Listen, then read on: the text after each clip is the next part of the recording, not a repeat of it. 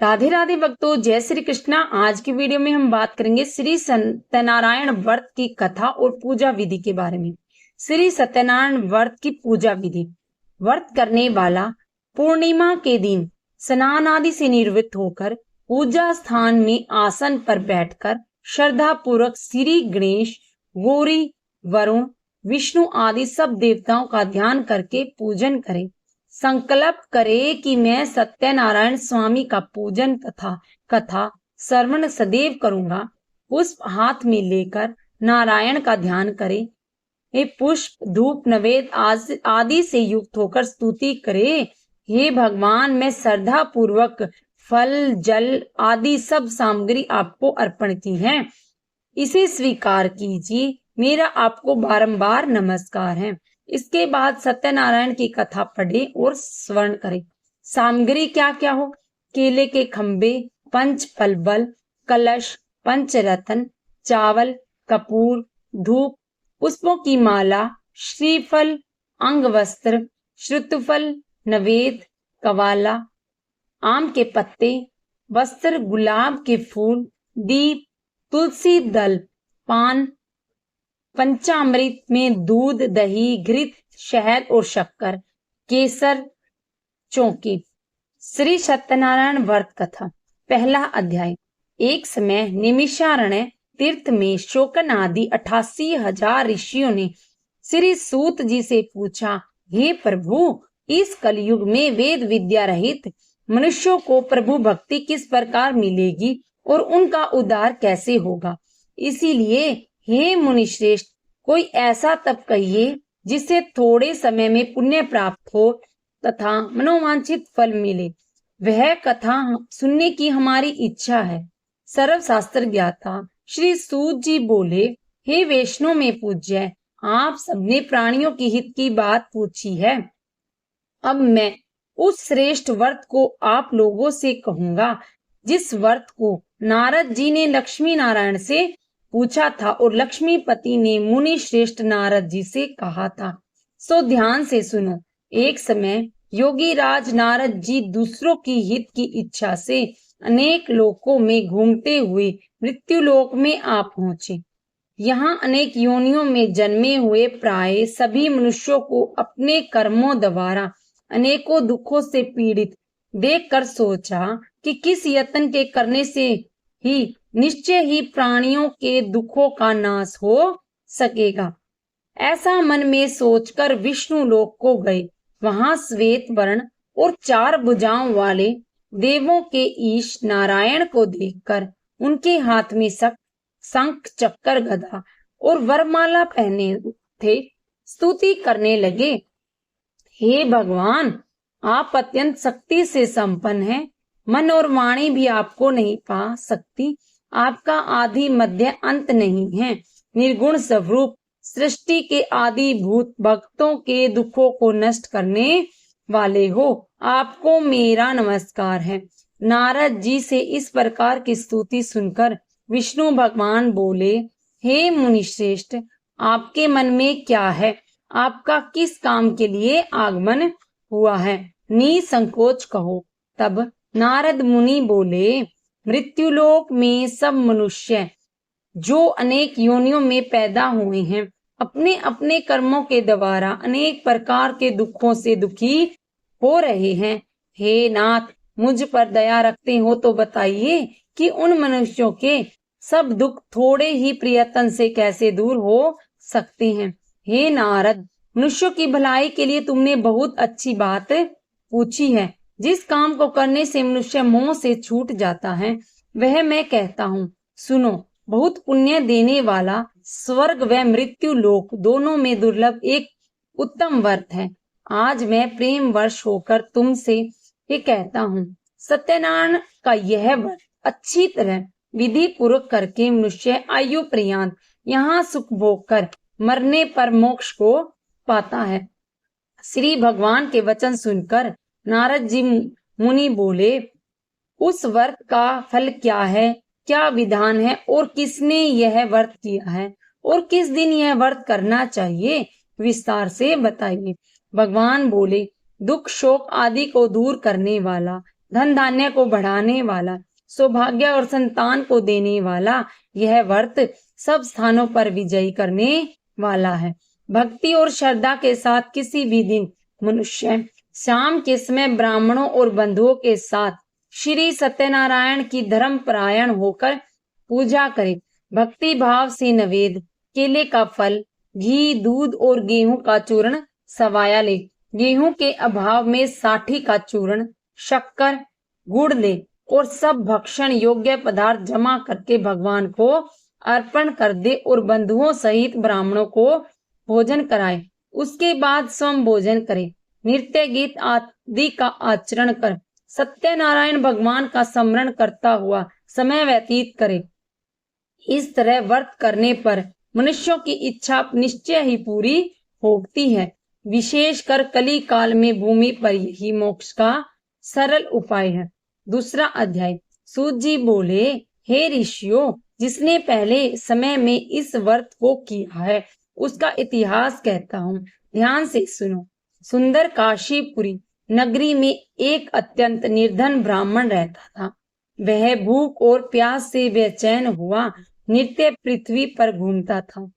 ब्राह्मणों से प्रेम करने वाले भगवान ने ब्राह्मण को दुखी देखकर बूढ़े ब्राह्मण का रूप धर उसके पास जा आदर के साथ पूछा, हे विप्रे, नित्य दुखी हुआ पृथ्वी पर क्यों घूमता है? हे श्रेष्ठ ब्राह्मण, यह सब मुझसे कहो, मैं सुनना चाहता हूँ। ब्राह्मण बोला, मैं निर्धन ब्राह्मण हूँ, भिक्षा के लिए पृथ्वी पर घूमता हूँ। हे भगवान, यदि आप इसका उपाय जानते हैं तो कृपया कर कहो। वृद्ध ब्राह्मण बोला, सत्यनारायण भगवान मनोवांछित फलों को देने वाले हैं, इसीलिए हे ब्राह्मण, तू उसका पूजन कर, जिसके करने से मनुष्य सब दुखों से मुक्त होता है। ब्राह्मण को व्रत का विधान बताकर बूढ़े ब्राह्मण का रूप धारण करने वाले सत्यनारायण भगवान अंतर्ध्यान हो गए। जिस व्रत को वृद्ध ब्राह्मण ने बतलाया है, मैं उसको करूंगा, यह निश्चय कर उसे रात में नींद भी नहीं आई। वह सवेरे उठ सत्यनारायण के व्रत का निश्चय कर भिक्षा के लिए चला। उस दिन उसको भिक्षा में बहुत सा धन मिला, जिससे बंधु बांधवों के साथ उसे सत्यनारायण का व्रत किया, जिसके करने से वह ब्राह्मण सब दुखों से छूटकर अनेक प्रकार की संपत्तियों से युक्त हुआ। उस समय से वह ब्राह्मण हर मास व्रत करने लगा। इस तरह सत्यनारायण भगवान के व्रत को जो करेगा वह सब पापों से छूटकर मोक्ष को प्राप्त होगा। आगे जो पृथ्वी पर सत्यनारायण के व्रत को करेगा वह मनुष्य सब दुखों से छूट जाएगा। इस तरह नारद जी ने नारायण का कहा हुआ यह व्रत मैंने तुमसे कहा। हे विप्रे, मैं अब और क्या कहूँ? ऋषि बोले, हे मुनीश्वर, संसार में इस ब्राह्मण से सुनकर किस किसने इस व्रत को किया है, हम सब वह सुनना चाहते हैं। इसके लिए हमारे मन में श्रद्धा है। सूत जी बोले, हे मुनियों, जिस जिसने इस व्रत को किया है वह सब सुनो। एक समय एक ब्राह्मण धन और ऐश्वर्य के अनुसार बंधु बांधवों के साथ व्रत करने को तैयार हुआ। उस समय एक लकड़ी बेचने वाला बूढ़ा आदमी आया और बाहर लकड़ियों को रखकर ब्राह्मण के मकान में गया। प्यास से दुखी लकड़हारा उनको व्रत करते देखकर ब्राह्मण को नमस्कार कर कहने लगा, आप यह क्या कर रहे हैं और इसके करने से क्या फल मिलता है? कृपया करके मुझसे कहो। ब्राह्मण ने कहा, सब मनोकामनाओं को पूर्ण करने वाला यह सत्यनारायण भगवान का व्रत है। इसकी ही कृपा से मेरे यहाँ धन धान्य की वृद्धि हुई है। ब्राह्मण से इस व्रत के बारे में जानकर लकड़हारा बहुत प्रसन्न हुआ। शरणामर्त ले और प्रसाद खाने के बाद अपने घर को गया। लकड़हारे ने अपने मन में इस प्रकार का संकल्प किया कि आज गांव में लकड़ी बेचने से जो धन मिलेगा उसी से सत्यनारायण देव का उत्तम व्रत करूंगा। यह मन में विचार कर बूढ़ा आदमी लकड़ियां अपने सिर पर रखकर जिस नगर में धनवान लोग रहते थे वहां गया। उस रोज वहां पर उसे उन लकड़ियों का दाम पहले से चौगुना मिला। तब वह बूढ़ा लकड़हारा दाम ले अति प्रसन्न हो पक्के केले की फली, शक्कर, घी, दुग्ध, दही और गेहूं का चूर्ण इत्यादि सत्यनारायण भगवान के व्रत की कुल सामग्रियों को लेकर अपने घर गया। फिर उसने अपने भाइयों को बुलाकर विधि के साथ भगवान जी का पूजन और व्रत किया। उस व्रत के प्रभाव से वह बूढ़ा लकड़हारा धन पुत्र आदि से युक्त हुआ और संसार में समस्त सुख भोग कर वैकुंठ धाम को चला गया। तीसरा अध्याय। सूत जी बोले, हे श्रेष्ठ मुनियों, अब आगे की कथा कहता हूँ, सुनो।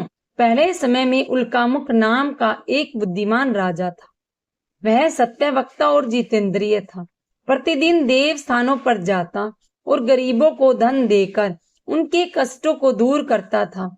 उनकी पत्नी कमल के समान मुख वाली और सती साध्वी थी। भद्राशील नदी के तट पर उन दोनों ने श्री सत्यनारायण का व्रत किया। उस समय वहां पर एक साधु वेश्य आया। उसके पास व्यापार के लिए बहुत सा धन था। वह नाव को किनारे पर ठहरा कर राजा के पास आया और राजा को व्रत करते देखकर विनय के साथ पूछने लगा, हे राजन, भक्ति युक्त चित्त से यह आप क्या कर रहे हैं? मेरी सुनने की इच्छा है, सो आप मुझे बताइए। राजा बोला, हे साधु, अपने बांधवों के साथ पुत्र आदि की प्राप्ति के लिए महाशक्तिवान सत्यनारायण भगवान का व्रत और पूजन किया जा रहा है। राजा के वचन सुनकर साधु आदर के साथ बोला, हे राजन, मुझसे इसका सारा विधान कहो। मैं भी आपकी आज्ञा अनुसार इस व्रत को करूंगा। मेरे भी कोई संतान नहीं है और इससे निश्चय ही होगी। राजा से सब विधान सुनकर व्यापार से निवृत्त हो वह आनंद के साथ घर गया। साधु ने अपनी पत्नी से संतान देने वाले उस व्रत का समाचार सुनाया और कहा कि जब मेरे संतान होगी तो मैं इस व्रत को करूंगा। एक दिन उसकी पत्नी लीलावती पति के साथ आनंदित हो सांसारिक धर्म में प्रवृत्त होकर सत्यनारायण भगवान की कृपा से गर्भवती हो गई और 10वें महीने में उसके एक सुंदर कन्या का जन्म हुआ। दिनों दिन वह इस तरह बढ़ने लगी जैसे शुक्ल पक्ष का चंद्रमा बढ़ता है। कन्या का नाम कलावती रखा गया। तब लीलावती ने अपने पति से कहा, आपने संकल्प किया था कि भगवान का व्रत करूंगा, अब आप उसे करिए। साधु बोला, हे विप्र, इसके विवाह पर करूंगा। इस प्रकार अपनी पत्नी को आश्वासन दे वह नगर को गया। कलावती पितृगृह में वृद्धि को प्राप्त हो गई। साधु ने जब नगर में सखियों के साथ अपनी पुत्री को देखा तो तुरंत दूत बुलाकर कहा कि पुत्री के वास्ते कोई सुयोग्य वर देख कर लाओ। साधु की आज्ञा पाकर दूत कंचन नगर पहुंचा। वहां पर खोज और देखभाल कर लड़की के लिए सुयोग्य पुत्र ले आया। उस सुयोग्य लड़के को देखकर साधु ने अपने बंधु बांधवों सहित प्रसन्नचित अपनी पुत्री का विवाह उसके साथ कर दिया। किंतु दुर्भाग्य से वह विवाह के समय उस व्रत को करना भूल गया। तब श्री भगवान क्रोधित हो गए और उसे श्राप दिया कि तुम्हें दारुण दुख प्राप्त होगा। अपने कार्य में कुशल साधु बनिया जमाता सहित समुद्र स्थित रतनपुर नगर में गए। वहां दोनों ससुर जमाई चंद्रकेतु राजा के उस नगर में व्यापार करने लगे। एक रोज भगवान सत्यनारायण की माया से प्रेरित होकर कोई चोर राजा का धन चुराकर भागा जा रहा था, किंतु राजा के दूतों को आते देखकर चोर ने घबरा कर भागते हुए राजा के धन को वहीं चुपचाप रख दिया जहां पर वो ससुर जमाई ठहरे हुए थे। जब दूतों ने उस साधु वेश्य के पास राजा के धन को देखा तो दोनों को बांधकर ले गए और राजा से बोले, यह 2 चोर हम पकड़ कर लाए हैं। तब राजा की आज्ञा से उन्हें कठोर कारावास में डाल दिया गया और उनका सारा धन छीन लिया। सत्यनारायण भगवान के श्राप द्वारा उसकी पत्नी भी घर में बहुत दुखी हुई। उसके घर पर जो धन रखा था चोर चुरा ले गए। शारीरिक और मानसिक पीड़ा और भूख और प्यास से अति दुखित हो अन्न की चिंता में कलावती एक ब्राह्मण के घर गई। वहां उसने सत्यनारायण भगवान के व्रत को होते देखा। फिर कथा सुनी, प्रसाद ग्रहण कर रात को घर आई। माता ने कलावती से पूछा, हे पुत्री, अब तक कहाँ थी? कलावती बोली, हे माता, मैंने एक ब्राह्मण के घर श्री सत्यनारायण भगवान का व्रत देखा है। कन्या के वचन सुनकर लीलावती भगवान के पूजन की तैयारियां करने लगी। लीलावती ने परिवार और बंधुओं सहित श्री सत्यनारायण भगवान का पूजन किया और वर मांगा कि मेरे पति और दामाद शीघ्र आवे। साथ ही प्रार्थना की कि हम सबका अपराध क्षमा करो।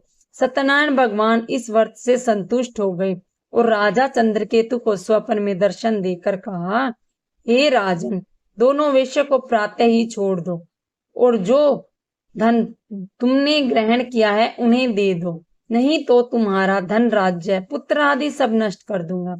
राजा से ऐसे वचन कहकर भगवान अंतर्ध्यान हो गए। प्रातःकाल राजा चंद्रकेतु ने सभा में अपना स्वप्न सुनाया। फिर दोनों वर्णिक पुत्रों को कैद से मुक्त करा सभा में बुलाया। दोनों ने आते ही राजा को नमस्कार किया। राजा मीठे वचनों से बोला, हे महानुभाव, भाग्यवश ऐसा दुख प्राप्त हुआ है, यह अब तुम्हें कोई भय नहीं है। ऐसा कहकर राजा ने उनको नए नए वस्त्राभूषण पहनाए और जिनका जितना धन लिया था उसे दुगना धन देकर आदर सत्कार सहित विदा किया। दोनों वैश्य अपने घर को चल दिए। चौथा अध्याय। बोलो सत्यनारायण भगवान की जय। सूत जी बोले, वेश्यों ने मंगलाचार करके यात्रा आरंभ की और अपने नगर को चला। उनके थोड़ी ही दूर निकलने पर दंडी वेशधारी सत्यनारायण भगवान ने उनसे पूछा, हे साधु, तेरी नाव में क्या है? अभिमानिक वर्णिक हंसता हुआ बोला, हे दंडी, आप क्यों पूछते हो? क्या धन लेने की इच्छा है? मेरी नाव में तो बेल और पत्ते भरे हैं। विश्व के कठोर वचन सुनकर भगवान ने कहा, तुम्हारा वचन सत्य हो। दंडी ऐसा कहकर वहां से दूर चले गए और कुछ दूर जाकर समुद्र के किनारे बैठ गए। दंडी के जाने पर वेश्या ने नित्य क्रिया करने के बाद नाव को ऊंची उठी देखकर अचंभा किया। नाव में बेल और पत्ते देखकर मूर्छित हो जमीन पर गिर गए। फिर मूर्छा खुलने पर अत्यंत शोक प्रकट करने लगा।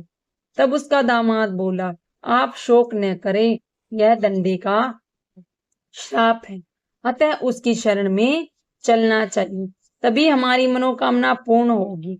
दामाद के वचन सुनकर वह दंडी के पास पहुंचा और अत्यंत भक्तिभाव से नमस्कार करके बोला, मैंने जो आपसे असत्य वचन कहे हैं उनको क्षमा करो। ऐसा कहकर महान शोकातुर हो रोने लगा। तब दंडी भगवान बोले, हे वर्णिक पुत्र, मेरी आज्ञा से तुम्हें बार बार दुख प्राप्त हुआ है, तू मेरी पूजा से विमुख है। साधु बोला, हे भगवान, आपकी माया से मोहित ब्राह्मण आदि भी आपके रूप को नहीं जानते। मैं अज्ञानी कैसे जान सकता हूँ? आप प्रसन्न होइए, मैं सामर्थ्य के अनुसार आपकी पूजा करूंगा। मेरी रक्षा करो। पहले के समान नौका में धन भर दो। उसके भक्ति युक्त वचन सुनकर भगवान प्रसन्न हुए और उसकी इच्छा अनुसार वर देकर अंतर्ध्यान हो गए। तब उन्होंने नाव पर आकर देखा तो नाव धन से परिपूर्ण थी। फिर वह भगवान सत्यनारायण का पूजन कर साथियों सहित अपने नगर को चला। जब अपने नगर के निकट पहुंचा तब दूत को भेजा। दूत ने साधु के घर जा और उसकी पत्नी को नमस्कार कर कहा कि साधु अपने दामाद सहित उस नगर के समीप आ गए हैं। ऐसा सुनकर साधु की पत्नी बड़े हर्ष के साथ सत्यदेव का पूजन कर पुत्री से कहा, मैं अपने पति को दर्शन को जाती हूँ, तू कार्य पूर्ण कर शीघ्र आ। माता के ऐसे वचन सुनकर कलावती प्रसाद छोड़कर पति के पास गई।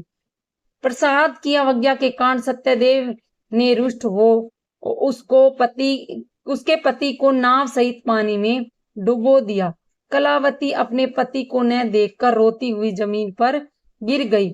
इस तरह कन्या को रोता हुआ और नौका को डूबा हुआ देखकर साधु दुखी हो बोला, हे प्रभु, मुझसे और मेरे परिवार से जो भूल हुई है उसे क्षमा करो। उसके दीन वचन सुनकर सत्यदेव प्रसन्न हुए और आकाशवाणी हुई कि हे साधु, तेरी कन्या मेरे प्रसाद को छोड़कर आई है, इसीलिए इसका पति अदृश्य हुआ है। यदि यह घर जाकर प्रसाद खाकर लौटे तो अब पति अवश्य मिलेगा। ऐसी आकाशवाणी सुनकर कलावती घर पहुंचकर प्रसाद खाया, फिर आकर पति के दर्शन किए। तत्पश्चात साधु ने बंधु बांधवों के सहित सत्यदेव का विधि पूर्ण पूजन किया। उस दिन से वह पूर्णिमा को सत्यनारायण का पूजन करने लगा। फिर इस लोक में सुख भोग कर अंत में स्वर्गलोक को गया। 5वां अध्याय। सूत जी बोले, हे ऋषियों, मैं और भी कथा कहता हूँ, सुनो। पालन में लीन तुंगध्वज नाम का राजा था। उसने भी भगवान का प्रसाद त्याग कर बहुत दुख पाया। एक समय वन में जाकर वन्य पशुओं को मारकर बड़ के पेड़ के नीचे आया। वहां उसने ग्वालों को भक्ति भाव से बंधुओं सहित सत्यनारायण का पूजन करते देखा। राजा देखकर भी अभिमानवश वहां नहीं गया और नहीं नमस्कार किया। जब ग्वालों ने भगवान का प्रसाद उनके सामने रखा तो प्रसाद त्याग कर अपनी सुंदर नगरी को चला। वहां उसने अपना सब कुछ नष्ट पाया और वह जान गया कि यह सब भगवान ने किया है। तब वह ग्वालों के समीप गया और विधि पूर्वक पूजन कर प्रसाद खाया। तो सत्यनारायण भगवान की कृपा से पहले जैसा वैसा ही हो गया। फिर दीर्घकाल तक सुख भोग कर मरने पर स्वर्गलोक को गया। जो मनुष्य इस परलम दुर्लभ व्रत को करेगा, भगवान की कृपा से उसे धन धान्य की प्राप्ति होगी। निर्धन धनी और बंदी बंधन से मुक्त होकर निर्भय हो जाता है। संतानहीनों को संतान प्राप्त होती है। सब मनोरथ पूर्ण होकर अंत में वैकुंठ धाम को जाता है। जिन्होंने पहले इस व्रत को किया है उसके दूसरे जन्म की कथा कहता हूँ। वृद्ध संतानंद ब्राह्मण ने सुदामा का जन्म लेकर मोक्ष पाया। उल्का मुख नाम का राजा दशरथ होकर वैकुंठ को प्राप्त हुआ। साधु नाम के वेश्य ने मोर ध्वज बनकर अपने पुत्र को आरे से चीरकर मोक्ष को प्राप्त हुआ। महाराज तुंगध्वज ने स्वयंभू होकर भगवान में भक्ति युक्त कर्म कर मोक्ष को पाया। बोलिए सत्यनारायण भगवान की जय। आरती श्री सत्यनारायण जी की। जय लक्ष्मी रमणा, जय लक्ष्मी रमणा, सत्यनारायण स्वामी जनपातक हरणा।